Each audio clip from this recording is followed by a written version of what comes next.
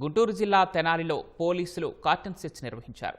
Tenali 1 town police station పరిధిలోని చినరావూరు తోటలో తెల్లవారుజాము నుంచే పోలీసులు డ్రోన్ కెమెరాలతో నిఘా ఉంచి తనిఖీలు చేపట్టారు.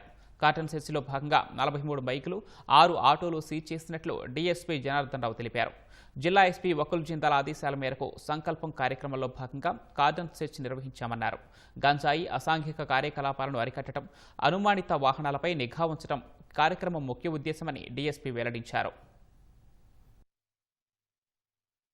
మాదక ద్రవ్యాలకు సంబంధించి కానీ, థెఫ్ట్ ప్రాపర్టీలకు సంబంధించి కానీ, నేరస్తులు కానీ, రౌడీలు, సస్పెక్ట్లు వాళ్ళు పర్ఫెక్ట్ గా ఉంటున్నారా లేదా అనేది ఇంటింటికి చెక్ చేయడం జరిగింది. ఈ కార్టన్ సెర్చ్ భాగంగా 43 మోటార్ సైకిళ్లు, 6 ఆటోలు సీజ్ చేయడం జరిగింది. గంజాయి నిర్మూలన కోసం మా జిల్లా ఎస్పీ గారు వకుల్ జిందాల్ గారు సంకల్పం అనే ప్రోగ్రాం పెట్టారు.